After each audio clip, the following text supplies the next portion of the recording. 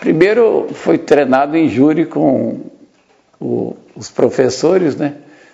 E o Aloysio Menezes me aprontou da seguinte maneira: você tem que ser treinado em júri porque você fala bem e tem boa memória. Bom, segundo ele, eu acho que não tem, mas ele falava isso. E fomos lá para o fórum, né? Fazer a defesa lá de alguém. O danado do Aloysio, muito bom, muito amigo, muito afável, né? Na hora que o juiz deu a fala ao advogado de defesa, o Aloysio falou: bom, passa a palavra para o Air Frasson, que vai fazer essa defesa hoje. Menina, meus amigos, eu tremi do cabelo até os pés, né? Primeira vez na vida que eu subo numa tribuna fazer defesa de alguém. Que por azar meu, o desgraçado foi absolvido. Ou eu falei bem, ou os jurados tiveram pena de mim, né? Eu não sei o que houve até hoje, né? Mas a verdade é que eu absolvi o danado. Criei fama. Quando mandava lá da Legião atestado de pobreza, e o sujeitinho que é júri, Frasson, é você que vai fazer a defesa. Eu? É você que vai fazer a defesa. Mas às vezes me acompanha Jair Dessone, o Joaquim Ramos, então advogado, Manuel Moreira Camargo e outros, né? Que não me lembro o nome agora. Também tantos anos se passaram, né? Minha memória não é tão memória mais, né? Mas foi assim que eu iniciei minha vida pública, assim. E em todo júri eu tinha o jetão. O advogado repartia 50% para mim. Aí eu enchi a barriga, né? Cheguei em casa, papai, era notas de conto de réis, carimbada em cruzeiro, né? Um carimbozinho redondo. Cheguei em casa com aquele maço de nota de conto de réis, 5 notas, né? Papai, ó, meu trabalho como defensor. Aí a mamãe acendeu uma vela desse tamanho para Nossa Senhora da Penha, né? E, nós somos católicos, né? São fatos que estão gravados na minha memória, viu? Até hoje eu me lembro desses fatos. E aí, depois nomeado promotor adjunto, fui para Colatina fazer júri, fiz o concurso, passei em segundo lugar, no concurso para promotor, porque o Ricardo Bucher tinha feito uma pós-graduação na Alemanha. Nós empatamos, mas ele tinha mais um título, uma graduação exterior, então foi aprovado em primeiro lugar e eu em segundo. Fui nomeado e aí comecei a andar pelo interior, né? Aí tem um fato que eu gostaria de rememorar aqui. Naquela época só tinha ginásios em Vitória, tinha 3 ginásios, São Vicente, o Americano e o ginásio do Espírito Santo. E Cachoeiro tinha o Ateneu Cachoeirense. Então, todo aquele pessoal do interior que fazia o primário naquela época eram 5 anos. Quem tinha parentes em Vitória ou tinha dinheiro, vinha para a capital ou para Cachoeiro para fazer o ginásio que era de 5 anos. E um caso interessante se deu comigo. Eu estou em São Mateus fazendo 30 sessões de júri em São Mateus. Fazia-se de manhã, de tarde e de noite. 3 sessões de júri por dia. Recebo um telegrama do Procurador-Geral do Estado, que não era procurador do Ministério Público, não era chefe do Ministério Público, era Procurador-Geral do Estado. Por telegrama, para ir a Colatina terminar a sessão de júri, porque Cândido Caça, então promotor de Colatina, tinha adoecido. Naquele tempo não tinha asfalto. Rio Doce não tinha ponte. Não tinha ônibus de São Mateus a Colatina. Eu procurei o prefeito, recebi um telegrama para fazer o júri amanhã em Colatina. Graças a Deus acabou agora à noite o daqui. E eu estou sem jeito para ir. Porque naquele tempo a gente obedecia a ordem, né? Hoje se dá uma dor de barriga, uma dor de dente, está tudo certo, né? Naquele tempo não. O negócio era... Aí ele procurou encontrar um cidadão, pessoa extraordinária. Eu falei, Roberto, eu tenho que sair daqui de São Mateus à meia-noite para chegar 10, 11 horas em Colatina. Ele falou, não, já arranjei uma caminhonete, inclusive era uma caminhonete Ford F1. Quando foi 11 horas da noite, ele apareceu na minha república, chamada República dos Inocentes, a única que tinha luz elétrica, de catavento, instalado por mim, né? E saímos. E eu conversando com ele, para ele não dormir, foi quando ele me falou, eu também gostaria de continuar meus estudos, como muitos daqui de São Mateus, mas eles têm dinheiro, têm parentes em Vitória, eu não tenho. Meu pai morreu de febre amarela e eu tive que ser arrimo família. Aquilo me colou na cabeça, viu? Me deixou lá em Colatina, eu juro, voltou aqui. Terminei o júri de Colatina, peguei o trem, porque também não tinha ônibus de Colatina para Vitória, era o trem, era Vitória Minas. Conversei com o Cristiano, aconteceu isso, nós temos que dar um jeito nisso. Ele falou, mas que jeito? Fala aí com o governador, vamos dar um jeito nisso. O pessoal do interior não estuda porque não tem ginásio no interior, só tem escola primária, mesmo assim rudimentar. Ele falou com o governador, por sua vez falou com o ministro da Educação e Saúde, que era um ministério só, Educação e Saúde. E no dia seguinte, Cristiano fala comigo, você tem que ir ao Rio de Janeiro. Eu? Não, eu vou junto. Tá bom, então tá bom. Nós fomos ao ministro da Educação, que nos atendeu, tinha uma barba branca até aqui assim, ministro da Educação. Tipo hoje, essa turma do PT faz, né, aquela barba, só que a barba dele era bonita, era branca, né? Aquele óculos piscinê, né? Piscinê. Meu amigo, podemos fazer sim, mas o senhor tem que ir ao Colégio Pedro II e receber instruções ao Colégio Pedro II. Naquela época, o Colégio Pedro II, ele que formava professores para o Brasil inteiro, né? Capital Federal, Colégio Pedro II, criado por Dom Pedro II. Aí nós fomos, eu e Cristiano Dias Lopes, fomos ao Colégio Pedro II. Conversamos com o Magnífico, e ele nos deu as instruções e nos deu as apostilas. Naquele tempo não tinha essas parafernálias que tem hoje, não. É aquele stencil com tinta, né? Nós passamos no stencil várias cópias de várias coisas.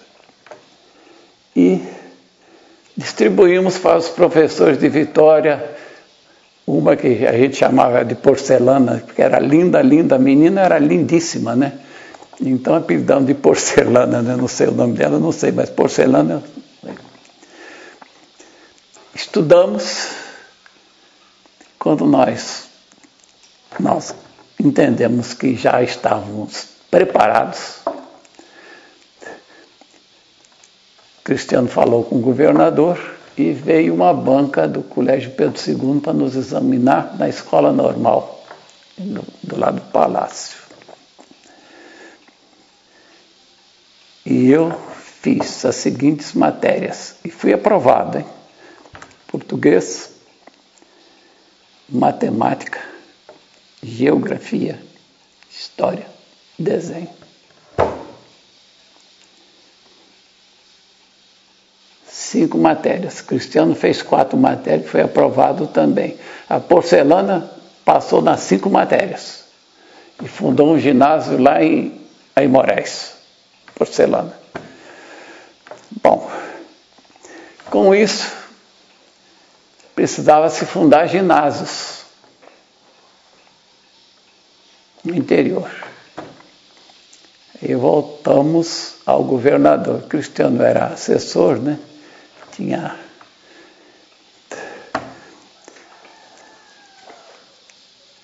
trânsito livre, né? Junto ao governo, ao governador. E então foi criado o ginásio gratuito. O que era o ginásio gratuito? O médico, o juiz, o advogado, o farmacêutico e etc. podiam ministrar aulas no ginásio, sem remuneração, era gratuito. Mas, na verdade, sempre ia um jetãozinho para aqueles professores, né? Para incentivar. Então, criamos, minha assinatura está lá, o ginásio de São Mateus, foi a São Mateus, fundamos o ginásio de São Mateus, fundamos o ginásio de Nova Venécia e outros que eu ajudei a fundar. Precisava de 5 assinaturas, 5 diplomas, eu tinha 5, então tem lá minha assinatura. E hoje tem ginásio em quase todos os municípios do Espírito Santo. Mas foi devido a essa criação na época, aquilo foi a semente. Fui designado pelo Procurador-Geral para chefe do serviço da penitenciária, conselheiro da penitenciária.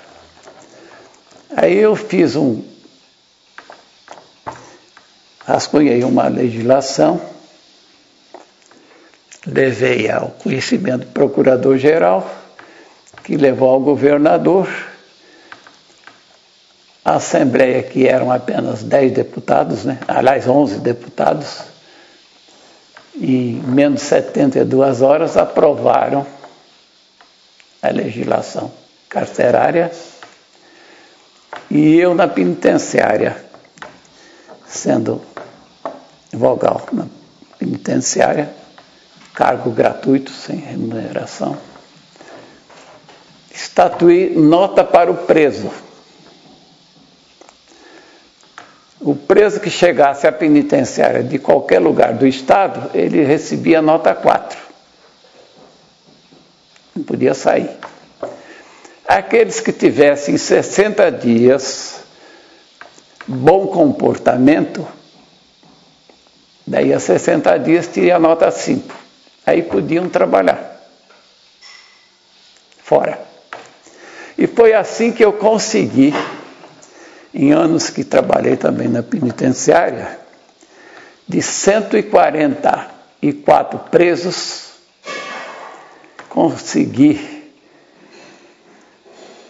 botar 80 presos trabalhando na rua, da prefeitura de Vila Velha, na fábrica Garoto, em Vitória, nas empresas de exportação de café, que existiam muitas empresas, e todos eles trabalharam, o dinheiro era recebido pela penitenciária, uma conta vinculada junto ao diretor da penitenciária, porque quando ele saísse, tinha aquele dinheiro em depósito, para iniciar a vida dele fora, né?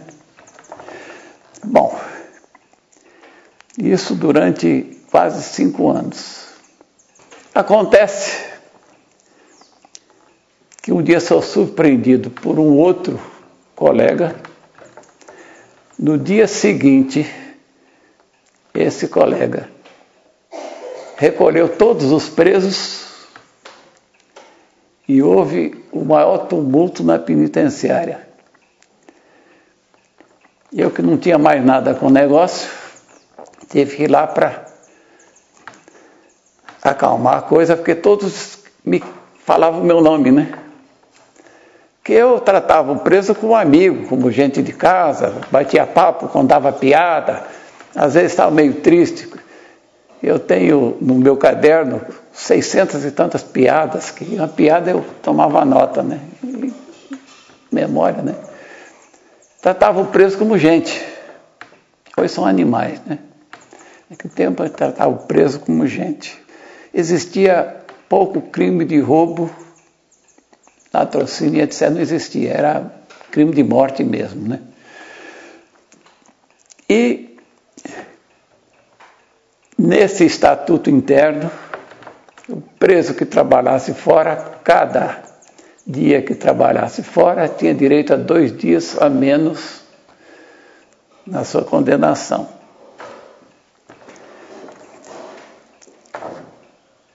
Bom, fui substituído,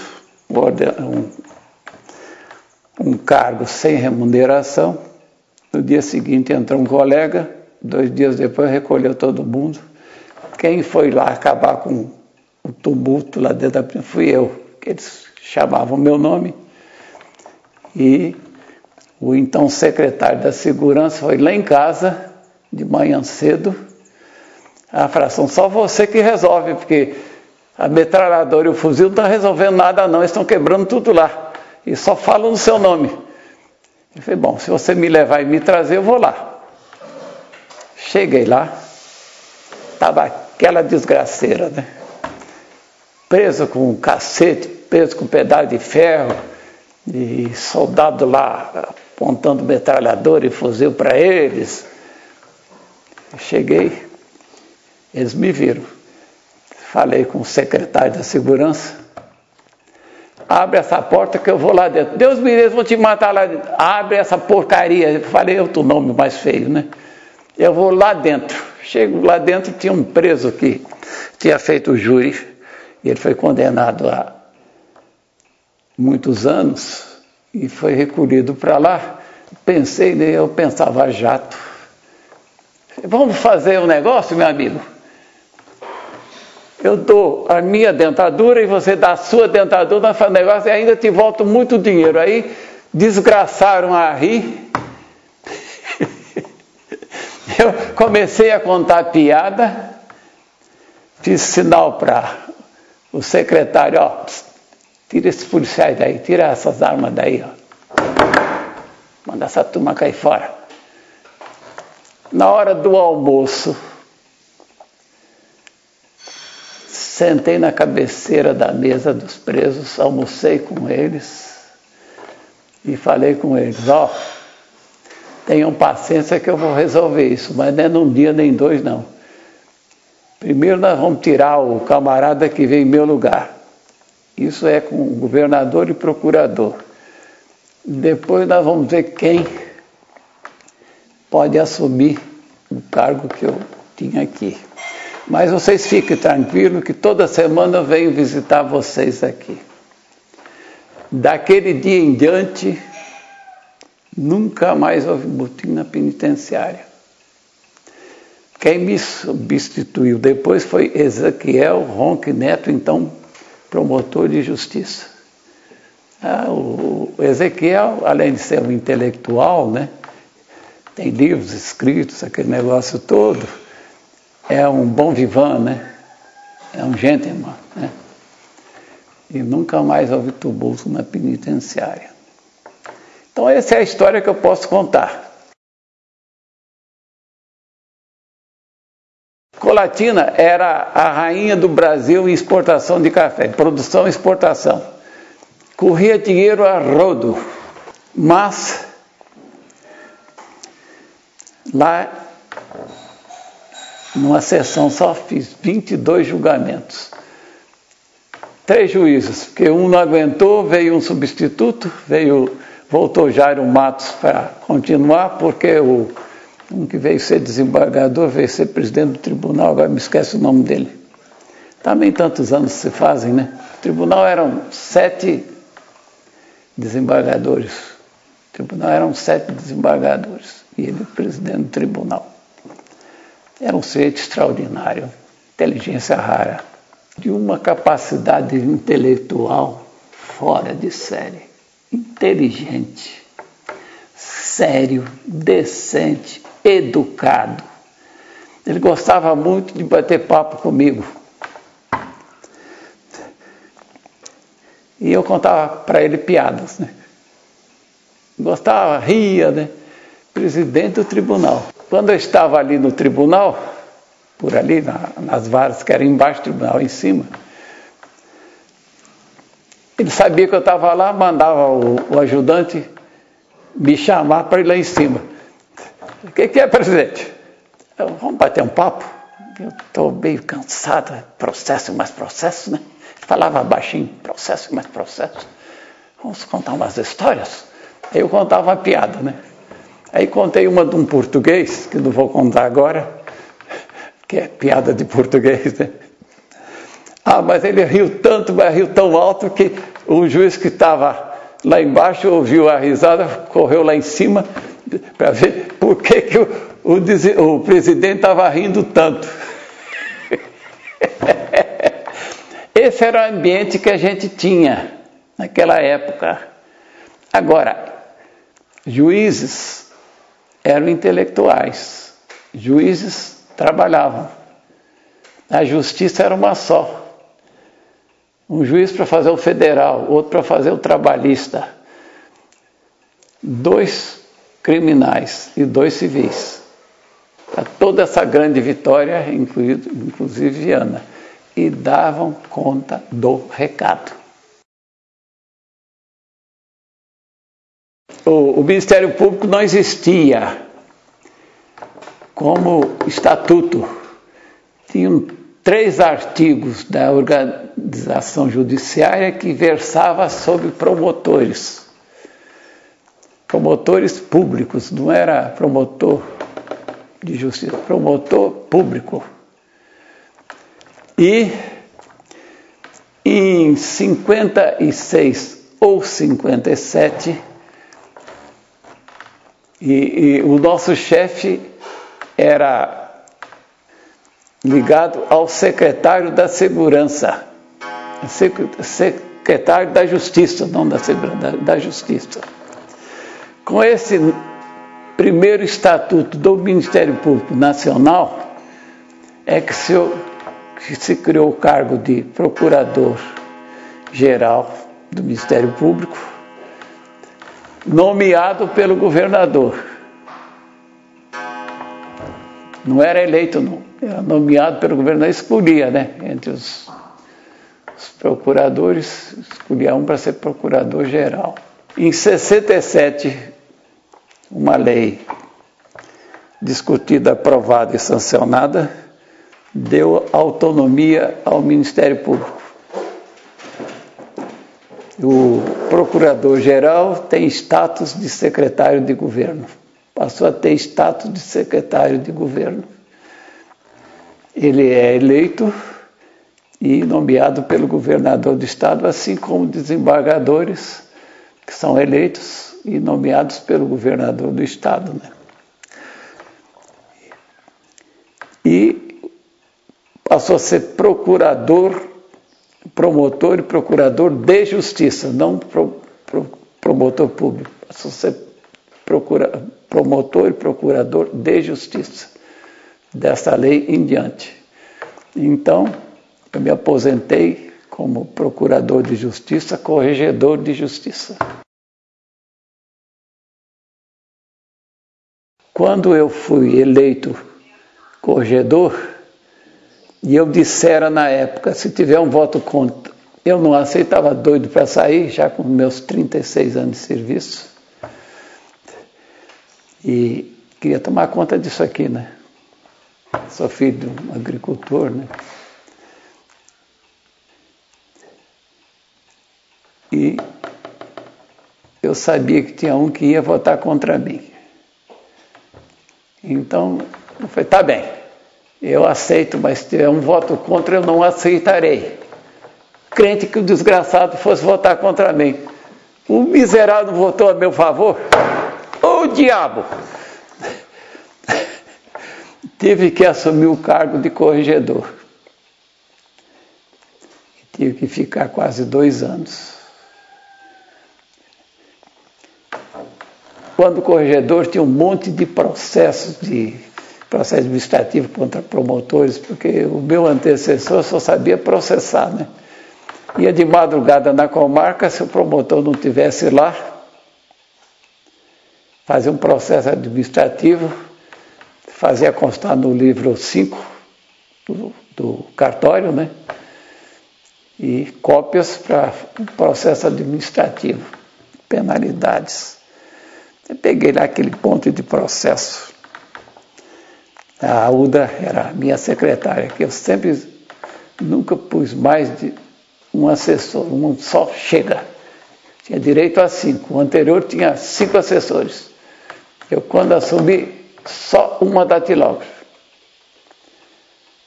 E só um contínuo, que também é da Procuradoria, que pode fazer o meu serviço. Botar para dentro, botar para fora o pessoal.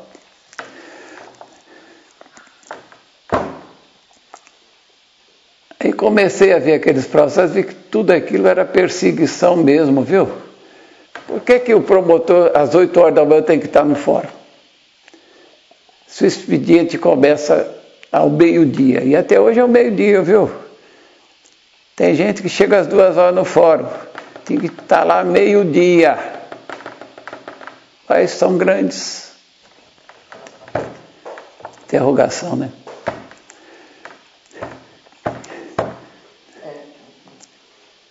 Eu sei que ao meio-dia eu estava lá sentado. Bem, aquilo tudo.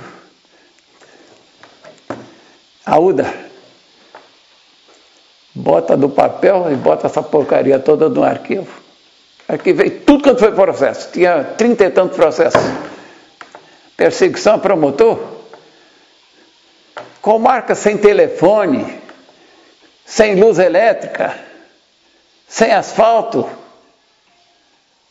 O pobre do promotor, às vezes sem casa, tinha que morar em hotel, não tinha jetão, era do ordenado que tinha que pagar o hotel.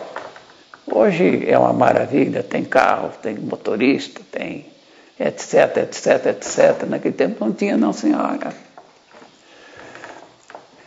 É que processar, mas o que me chamou muita atenção foi uma promotora.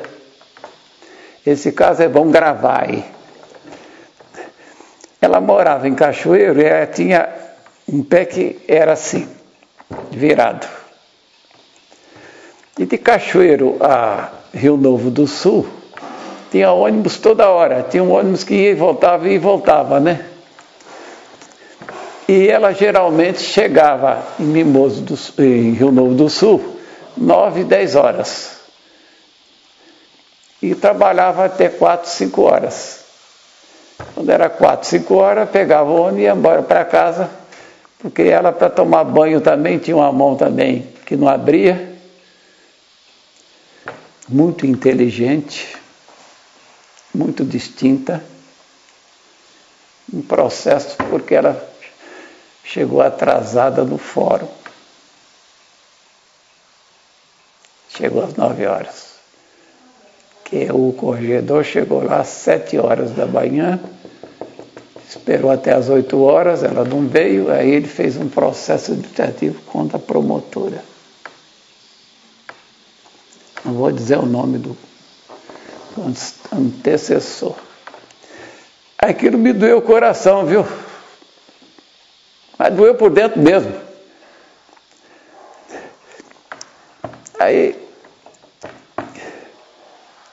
mandei um aviso para ela pelo ônibus, chega lá, entrega lá o cartório, para ela, se puder vir amanhã aqui, eu quero conversar com ela. No dia seguinte, eu estava lá, 2 horas, ela chegou no meu gabinete. Mandei que ela se sentasse, servir café, né? Sentei também. Porque até nisso eu era muito zeloso, né? Chegava alguém, eu estava em pé, mandava que se sentasse. Depois que ele se sentasse, aí eu ia sentar. Isso faz parte da ética. Eu vejo a autoridade sentar antes. Errado. A autoridade tem que ter ética, tem que ter lianeza. Que muitos não têm. Também não tem educação, né? A maioria. É bom que grave isso aí. Mandei que ela se sentasse. A colega quer um café só ou quer mais alguma coisa? Aí a servente, Dona Zélia, fez um Toddy para ela, né? Um copo de Toddy, trouxe uns biscoitinhos, né? E trouxe também para mim um Toddy, nós comemos biscoito, tomamos o Toddy, desanuviando a coisa, né? Entrando na intimidade, né? Aí eu peguei o processo aqui, ó, arquivado, e eu quero pedir a você, minha filha, desculpa. Isso não se faz. Então eu lhe peço desculpa por aquilo que alguém fez contra você. O processo está arquivado. Está aqui, leia o meu parecer. Aqui está, leia. Ela leu, as lágrimas saíram dos olhos dela. Uma menina, pé assim e a mão fechada aqui que não abria. Chegando às 9 horas na comarca, antes do expediente, um processo que me doeu por dentro. Eu abri mão de promoção por merecimento. A senhora pode ver lá no meu dossiê que todas as minhas promoções foram por antiguidade. Que eu ficava na comarca enquanto eu não terminava de fazer a outra parte. Eu não saía da comarca. Em Vila Velha, eu trabalhei 18 anos. A senhora pode ver no meu dossiê que está lá, 18 anos. Não queria ser procurador, que eu tinha em Vila Velha muita coisa a fazer, além da minha função do Ministério Público. Fiquei em Vila Velha que eu fazia muita amizade, né? E eu gosto de estar no meio do povo. E o procurador, ele se isola do povo. E eu lá em Vila Velha tive uma grande amizade com todo mundo, né? Ajudei a reinstalar a Academia Vilavelense de Ciências e Letras, né? Eu não sou fundador, não. Eu reinstalei que ela estava fechada e chamei outros ex-acadêmicos, né? E reinstalamos a Academia Vilavelense de Ciências e Letras, que parece que foi fechada novamente. Me parece que ela não está funcionando, não. Falta de vestais, né? Renunciei 4 vezes a subida para procurador. Para Herzog, para aquele que era advogado de Afonso Cláudio, se aposentou e veio ser juiz, Arlindo Sasso, para um de Vila Velha, que me esquece o nome, tento me lembrar o nome dele, mas não tem jeito.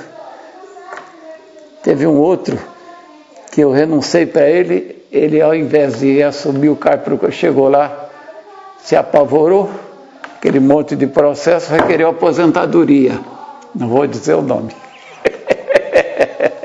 Colega nosso. bom promotor, mas na hora que chegou lá, viu aquele monte de processo, não, vou requerer minha aposentadoria. E se aposentou. Então renunciei 4 vezes a subida para procurador. Cheguei na procuradoria, aqueles montes de processos.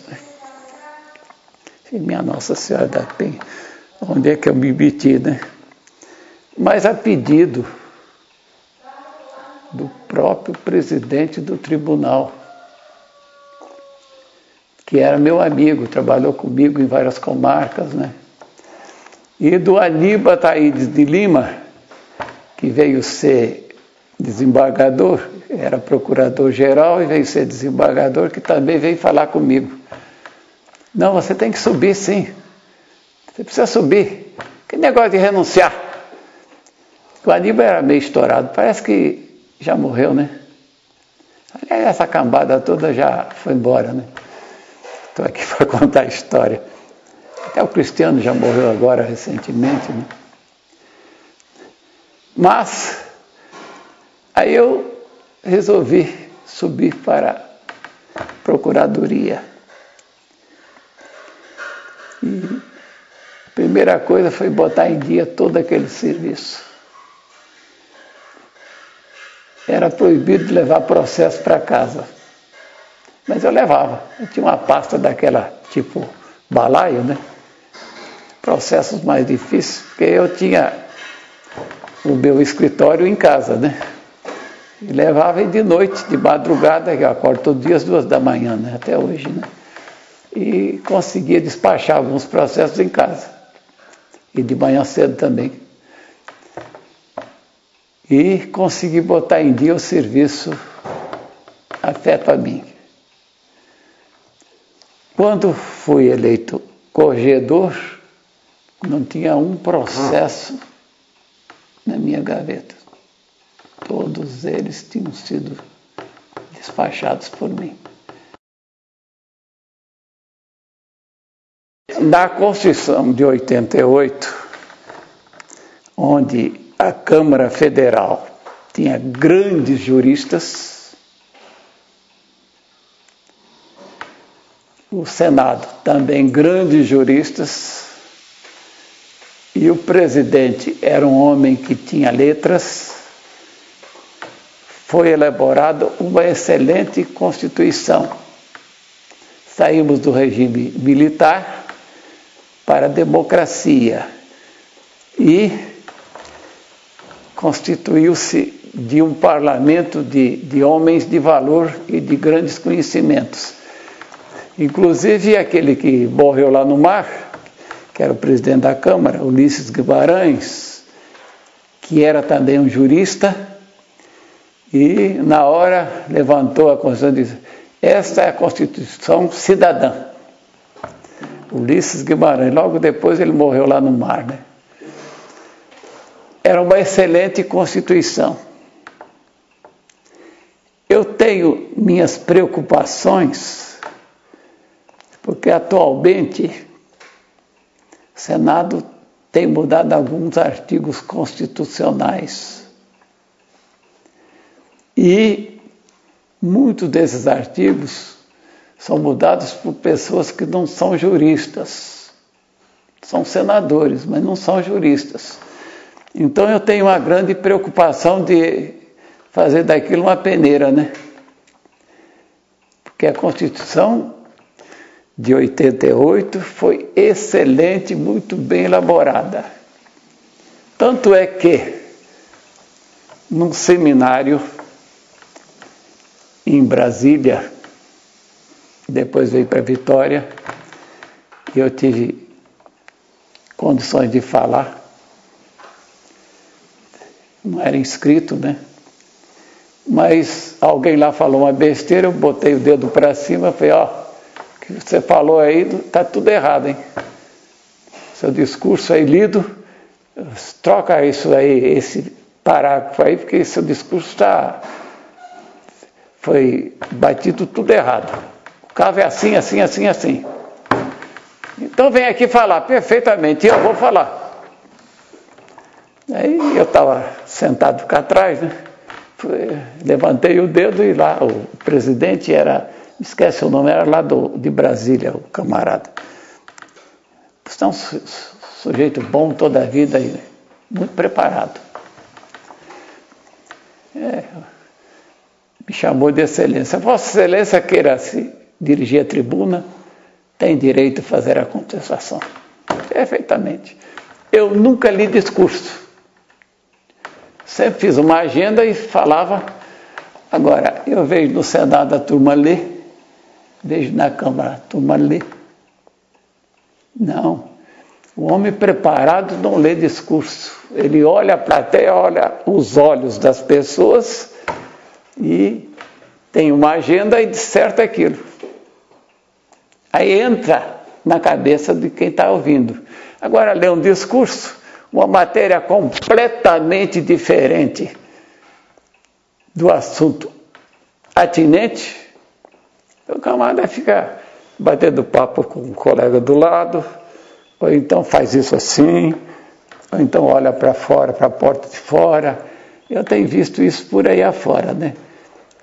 Nós estamos no país onde só sobram analfabetos em grandes cargos. Sobram analfabetos em grandes cargos.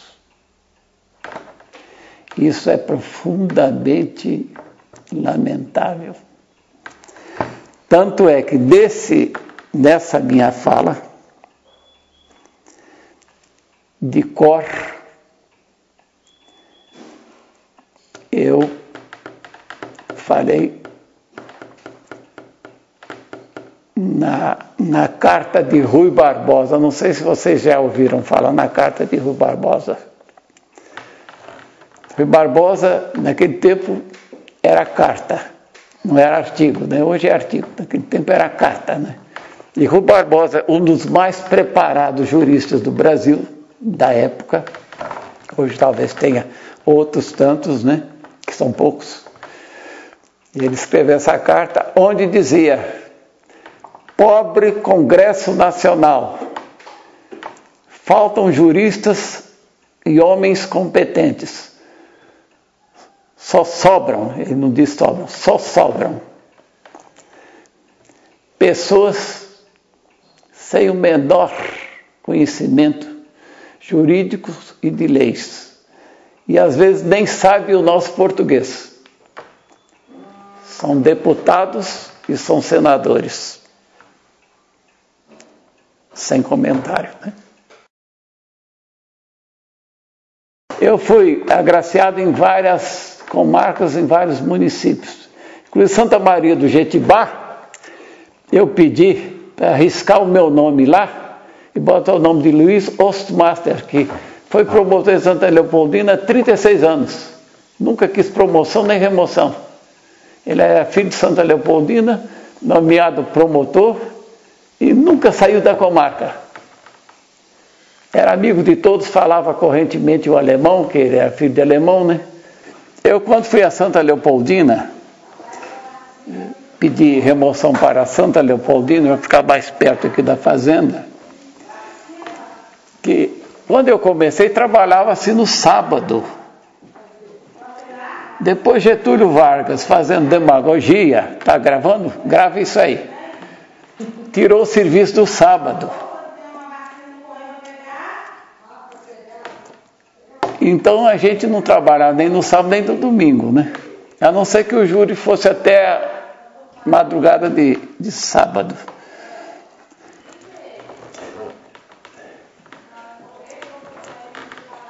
Em Santa Leopoldina, todo sábado para domingo tinha os bailes dos pomeranos e tinha, como é que eles falavam?